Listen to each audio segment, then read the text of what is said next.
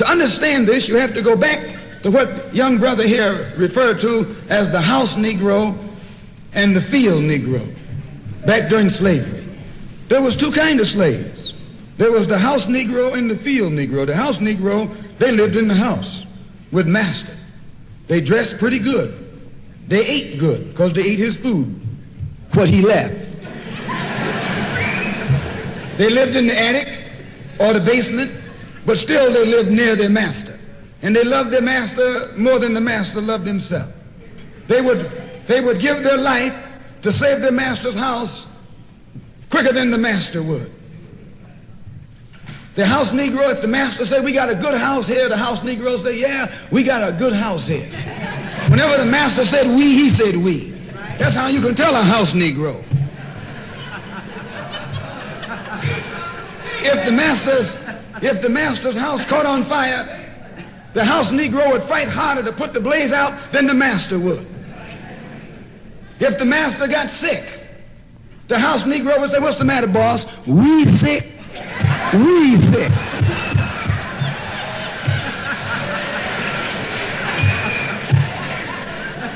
He identified himself with his master more than his master identified with himself.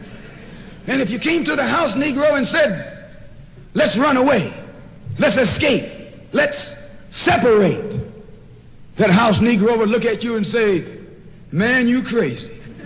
What you mean separate? Where is there a better house than this? Where can I wear better clothes than this? Where can I eat better food than this? That was that house Negro. In those days, he was called a house nigger. And that's what we call him today because we still got some house niggers running around here.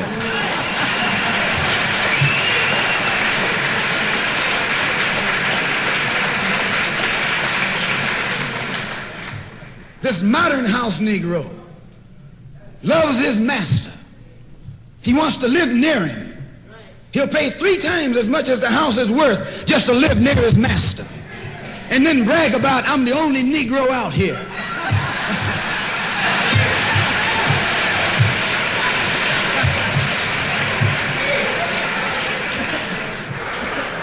I'm the only one on my job.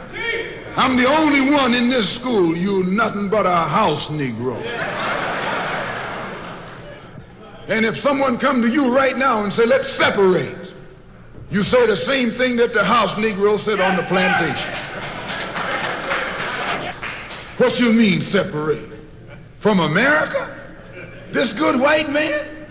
Where you gonna get a better job than you get here? I mean, this is what you say.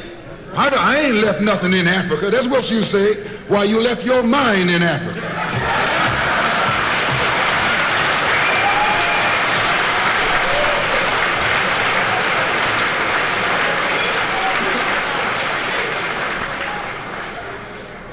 On that same plantation, there was the field Negro. The field Negro, those were the masses. There was always more Negroes in the field than there was Negroes in the house. The Negro in the field caught hell. He ate leftovers. In the house, they ate high up on the hog. The Negro in the field didn't get nothing but what was left of the insides of the hog. They call them chitlins nowadays. In those days, they call them what they were, guts. That's what you were, a gut eater. And some of you all still gut eaters.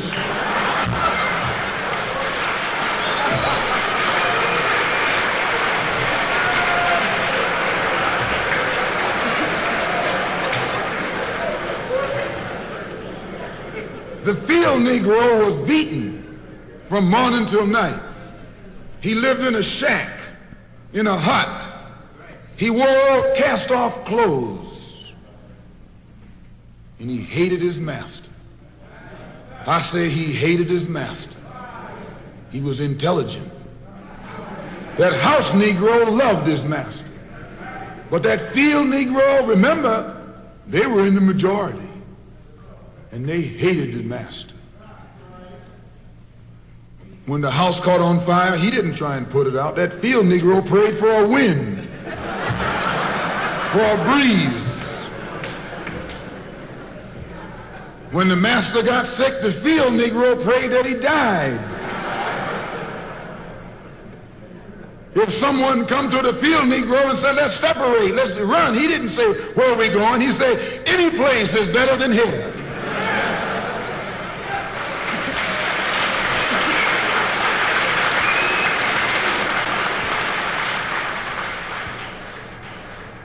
You got field Negroes in America today. I'm a field Negro. The masses are the field Negroes. When they see this man's house on fire, you don't hear these little Negroes talking about our government is in trouble. They say the government is in trouble.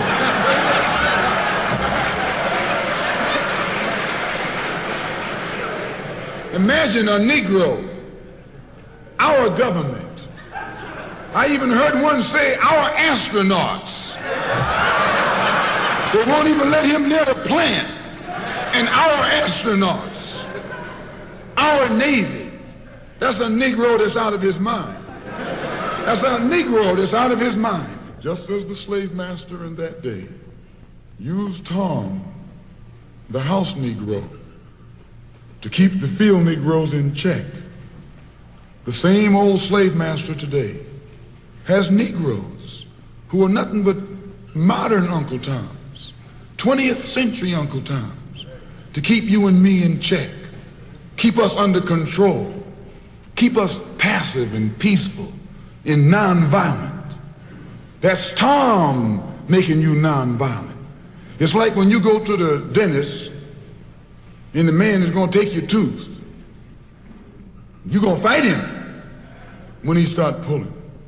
So they squirt some stuff in your jaw called Novocaine to make you think they're not doing anything to you. So you sit there, and because you got all that Novocaine in your jaw, you suffer peacefully.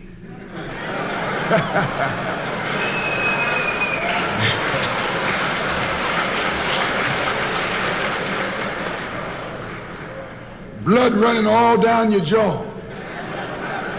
And you don't know what's happening because someone has taught you to suffer peacefully. The white man do the same thing to you in the street. When he gonna want to put knots on your head and take advantage of you and don't have to be afraid of you fighting back, to keep you from fighting back, he get these old religious Uncle Toms to teach you and me. They're just like Novocaine, suffer peacefully. Don't stop suffering, just suffer peacefully. As Reverend Cleave pointed out, let your blood flow in the streets. This is a shame. And you know he's a Christian preacher. If it's a shame to him, you know what it is to me.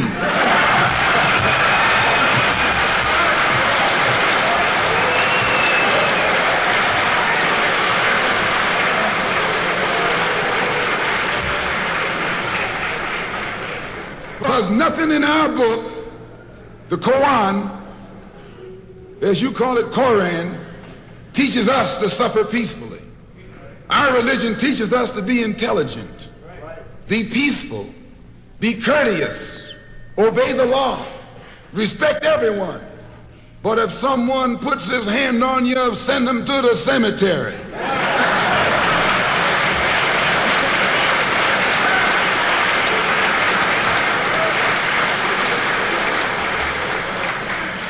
That's a good religion.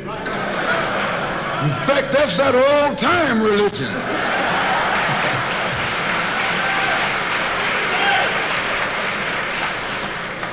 That's the one that Ma and Pa used to talk about. An eye for an eye, and a tooth for a tooth, and a head for a head, and a life for a life. That's a good religion. And then anybody, no one resents that kind of religion being taught but a wolf who intends to make you his meal. This is the way it is with the white man in America. He's a wolf and you are sheep. Anytime a shepherd, a pastor, teach you and me not to run from the white man, and at the same time teach us don't fight the white man, he's a traitor. to you and me. Don't lay down our life all by itself. No. Preserve your life. It's the best thing you got. And if you got to give it up, let it be even Stephen.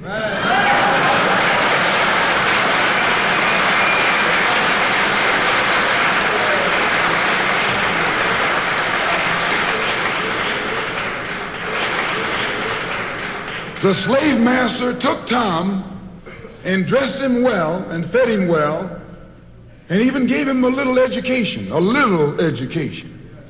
Gave him a long coat and a top hat and made all the other slaves look up to him.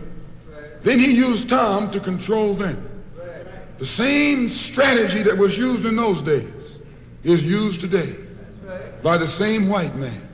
He take a Negro, so-called Negro, and make him prominent, build him up, publicize him, make him a celebrity, and then he becomes a spokesman for Negroes and a Negro leader.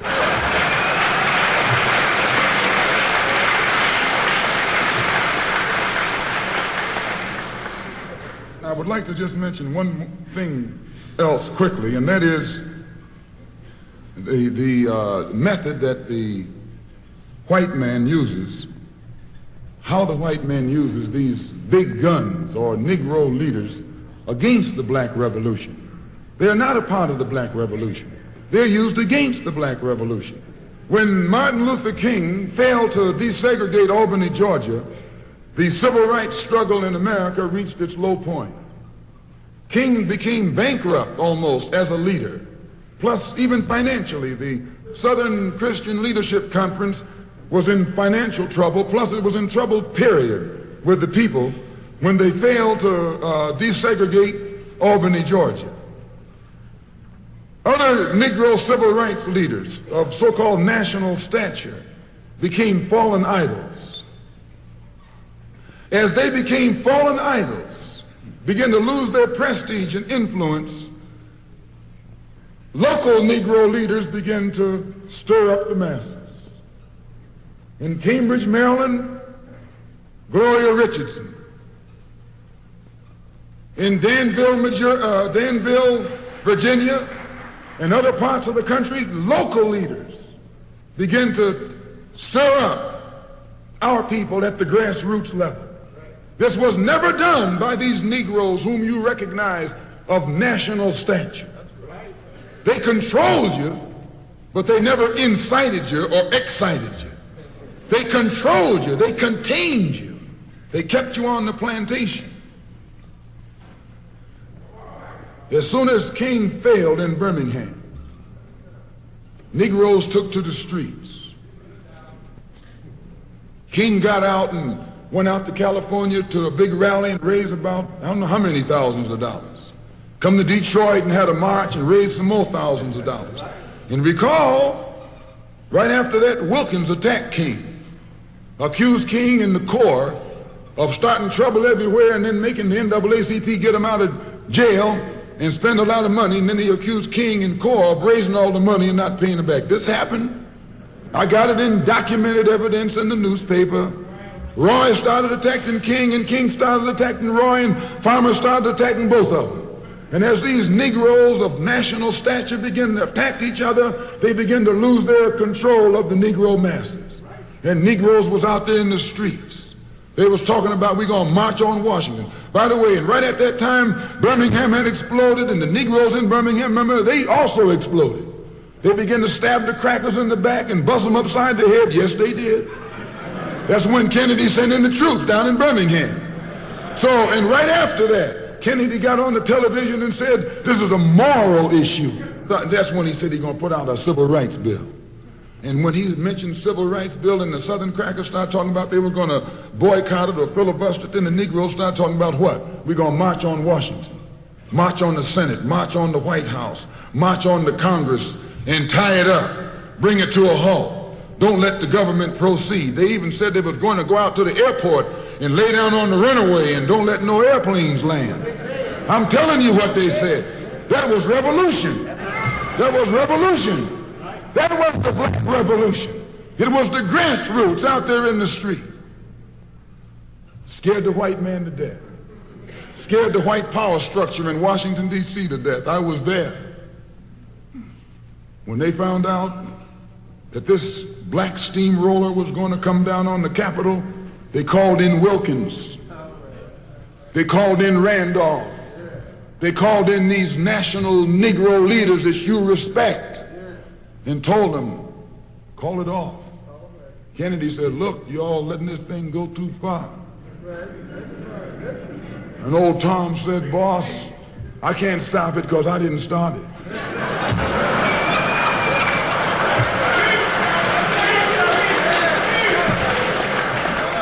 I'm telling you what they said. They said, I'm not even in it, much less at the head of it. They said, these Negroes are doing things on their own. They're running ahead of us. And that old shrewd fox, he said, well, if you all aren't in it, I'll put you in it. I'll put you at the head of it. I'll endorse it. I'll welcome it. I'll help it. I'll join it. A matter of hours went by. They had a meeting at the Carlisle Hotel in New York City. The Carlisle Hotel is owned by the Kennedy family. That's the hotel Kennedy spent the night at 2 nights ago. Belongs to his family. A philanthropic society headed by a white man named Stephen Currier called all the top civil rights leaders together at the Carlisle Hotel and told them that by you all fighting each other, you're destroying the civil rights movement. And since you're fighting over money from white liberals, let us set up what's known as the Council for United Civil Rights Leadership. Let's form this council, and all the civil rights organizations will belong to it. And we'll use it for fundraising purposes. Let me show you how tricky the white man is. And as soon as they got it formed, they elected Whitney Young as the chairman. And who you think became the co-chairman? Stephen Currier, the white man. A millionaire. Powell was talking about it down at the Cobo today. This is what he was talking about. Powell knows it happened. Randolph knows it happened. Wilkins knows it happened. King knows it happened. Every one of that so-called Big Six. They know what happened. Once they formed it, with the white man over it, he promised them and gave them $800,000 to split up between the Big Six. And told them that after the march was over, they'd give them $700,000 more. $1.5 million split up between leaders that you've been following, going to jail for, crying crocodile tears for, and they've nothing but Frank James and Jesse James and brothers.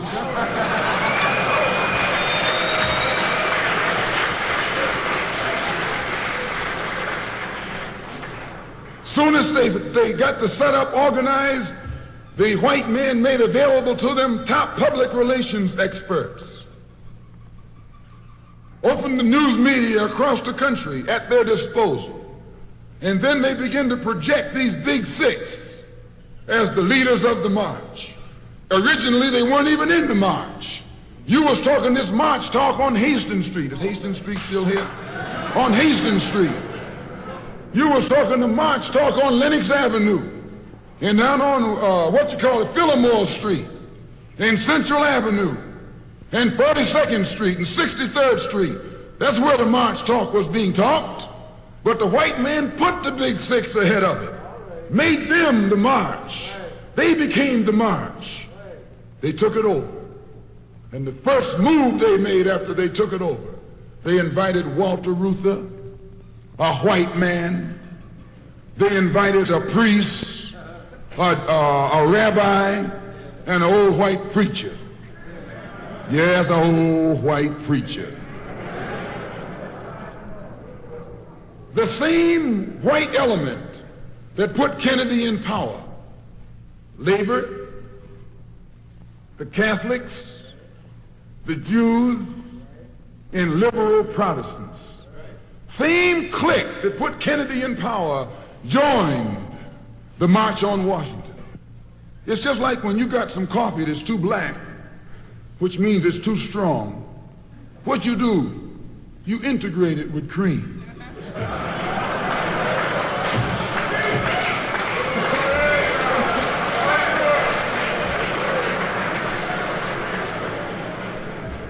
You make it weak. If you pour too much cream in, you won't even know you ever had coffee. It used to be hot, it becomes cool. It used to be strong, it becomes weak. It used to wake you up, now it'll put you to sleep.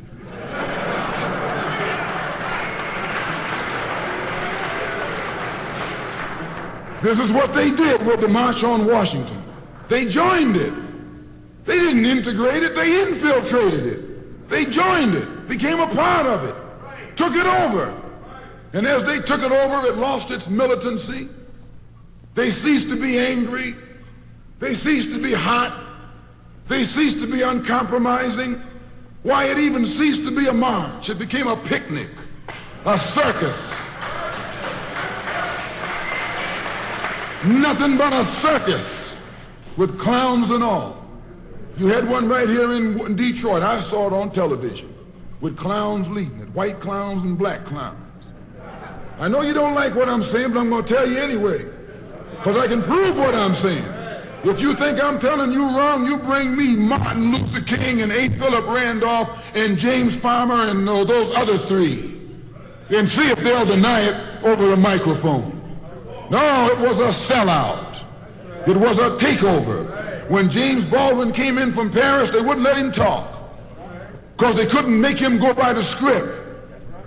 Burt Lancaster read the speech that Baldwin was supposed to make. They wouldn't let Baldwin get up there because they know Baldwin liable to say anything. They controlled it so tight, they told those Negroes what time to hit town, how to come, where to stop, what sign to carry, what song to sing, what speech they could make and what speech they couldn't make, and then told them to get out of town by sundown.